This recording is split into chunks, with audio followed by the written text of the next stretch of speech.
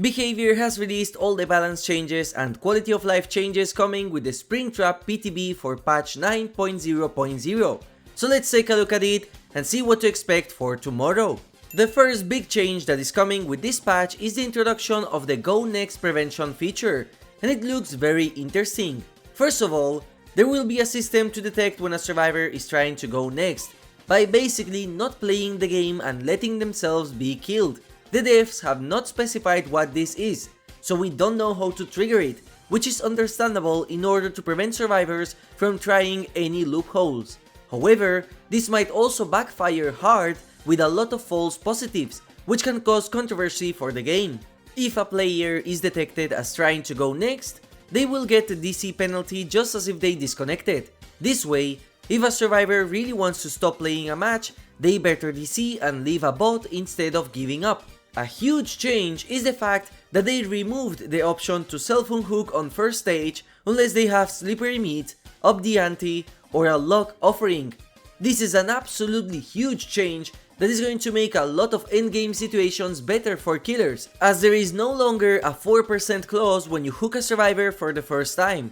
Now, it's interesting to note that despite Deliverance and Wicked not appearing here, I assume those perks will still work as usual. Finally, survivors won't be killed if they miss 2 struggle skill checks. In other words, there is no way to die faster, which is a gameplay change, as now you cannot die on hook in order to give the last survivor the hatch, and I am not sure how I feel about this change, as I saw that as intentional gameplay mechanics.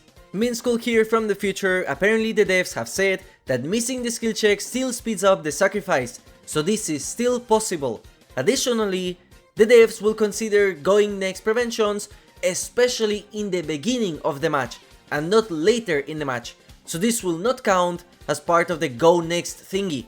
The PTB won't have the DC penalty on, so we cannot test these changes, but still, these look very good overall as long as they work and there are no false positives giving survivors DC penalties because of the way a killer played.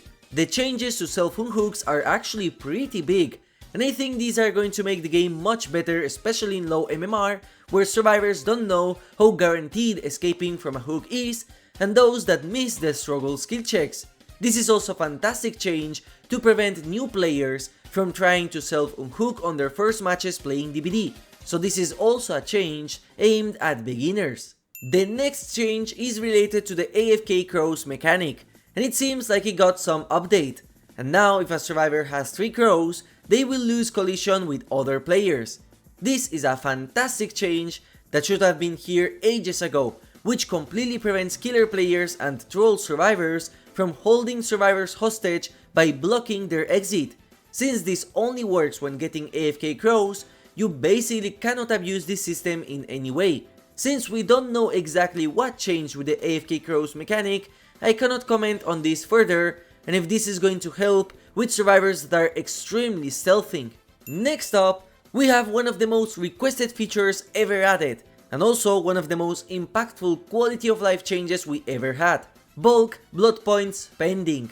And yes, that finally means you can just spend a lot of blood points at once instead of going one by one individually unlocking things. This will save hours of game time, allowing players to just play the game instead of waiting to spend everything, which will help those players saving up the blood points for Springtrap, and also those players who earn a lot of BPs thanks to the anniversary event. Absolutely fantastic change. The Mori system has changed slightly, and this is a flaw that I said back in my Memento Mori video. Finally, you can Mori a survivor when you hook the second to last survivor and find the final one. This way, you don't have to wait for the hooked survivor to die, and instead you can do the finishing Mori fast and end the match right there. Many times, when you found survivors too fast, or when you slugged to win, you couldn't do the Mori animation because the game still detected the survivors on hook to be alive, even when they couldn't do anything anymore and the game was lost. So this is a very big W in my opinion that is going to make games less clunky overall. Map offerings are no longer a guarantee, and instead they will probably be 20% as stated in the past. Map offerings also no longer stack together, so there is no point in using them combined in a squad. Finally, map offerings and gameplay affecting offerings probably like the hatch spawning offerings, are secret, so you no longer will know if survivors brought map offerings or hatch offerings, and this prevents killers from DCing if the offering they see is bad. Overall, I think these changes are good for the health of the game. Spawn rules for survivors are finally coming to the game, which is a major buff for killer players.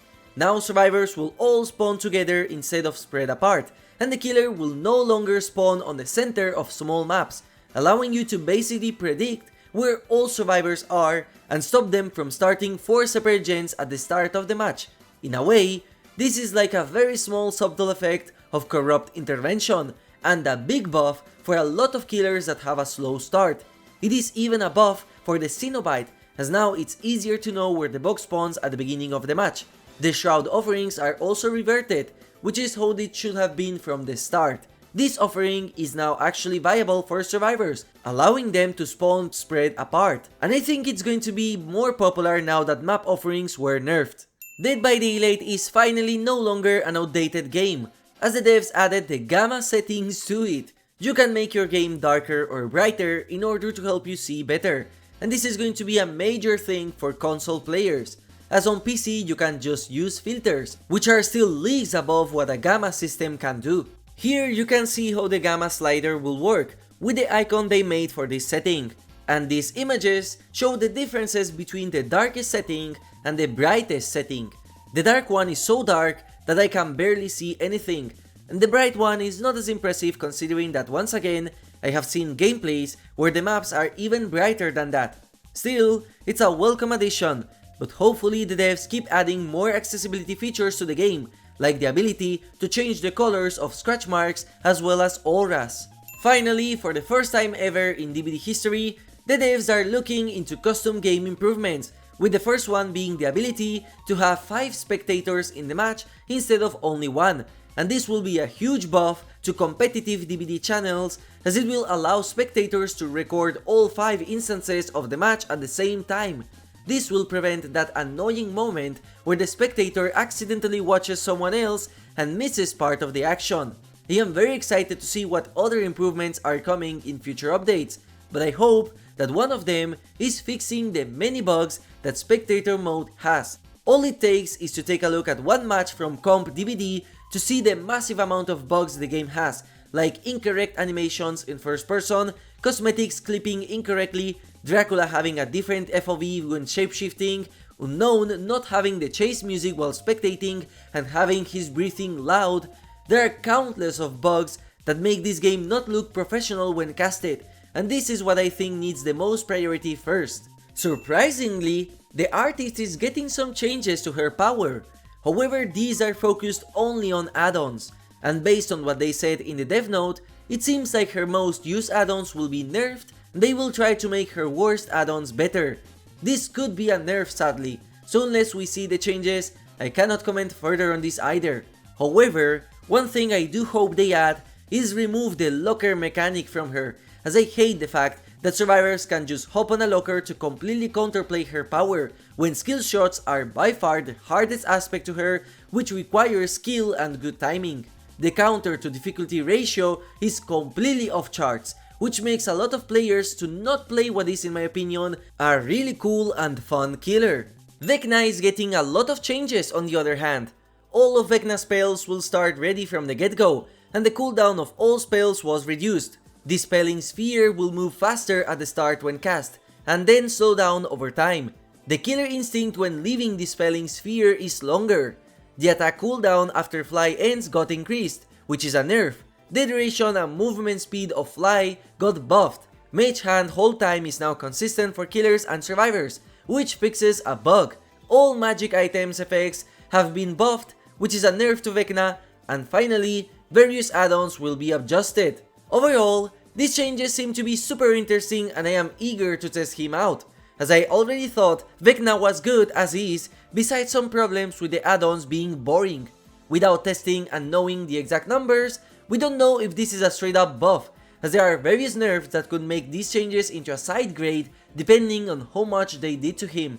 And as for the last changes, a lot of perks for killers and survivors are getting a buff in terms of numbers, so no reworked perks or huge changes. These are all small buffs to increase their viability. For the killer side, we have Call of Brine, Dark Devotion, Hex Retribution, Machine Learning, Superior Anatomy, which I thought was okay as is, Terminus, Thrilling Tremors, and To Whack.